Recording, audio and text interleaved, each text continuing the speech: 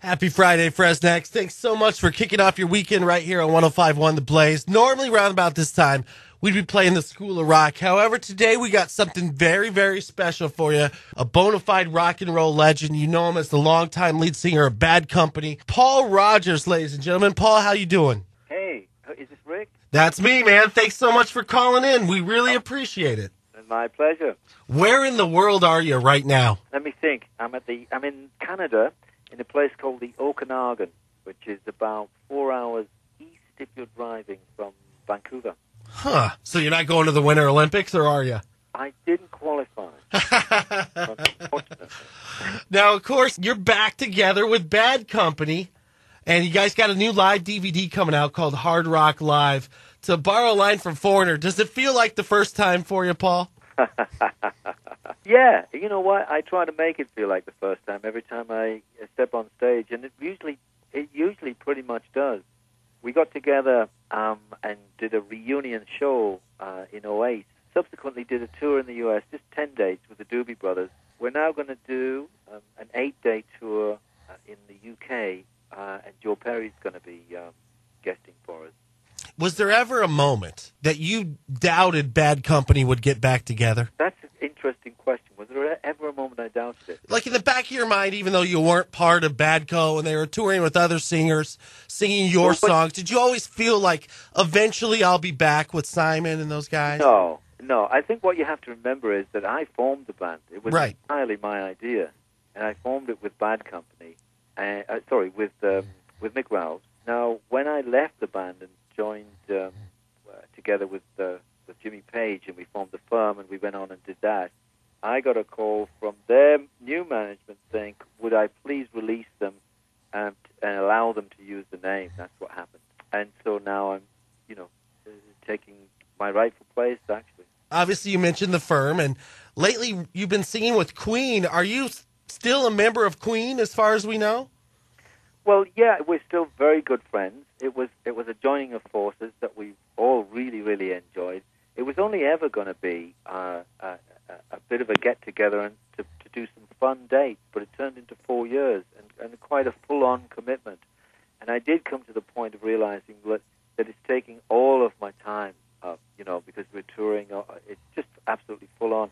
And I realized that I needed to step back from it and do some of my own projects, if you like, and my own music away from that. But I left the door open. We've all left the door open, I think, for some charity shows or like that. Now, what's this I heard you were jamming with Mick Fleetwood? Yeah, and John McVie, my heroes. I used to stand and watch Peter Green's Fleetwood Mac in London in the blues clubs, and they played, what we thought was pure blues, but I guess really, in hindsight, it's an English version of pure blues. And we just loved that stuff. And so they're my heroes. It was just great. We played a lot of blues, a lot of soul music, and just had a ball. When you're jamming with your heroes, like Fleetwood Mac, or like you mentioned, Jimmy Page, or even the guys from Queen, even you, Paul Rodgers, do you have a load in your shorts? Do I have a load in my Excuse me. I tell you, I would not be very popular if I did. But no, I absolutely. For me, it's just a joy to play and sing, And I often don't go in all that prepared, and I just have to sort of wing it sometimes.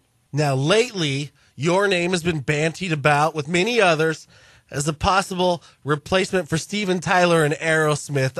Are you here to squash that altogether? You're not going to join Aerosmith, are you? Well, I did meet Joe, and we did have a chat at the awards in London, at the Classic Music Magazine Awards. They were handing out, which was fantastic. I got a Songwriter Award, which was great. And, we talked about, it's the first time I've met Joe, and we talked about music. But the bottom line is, I think that Steve Tyler is a great singer and belongs with Aerosmith. I hope that they can iron out their problems and continue to make the great music that they've always done. I think we all hope that. Anyone out there that you haven't worked with yet that's on your list? Well, I don't really have a list. What happens is I keep an open mind. I'm always interested in making great music with interesting people that also love to make music. That's why, I think my past sort of speaks of that.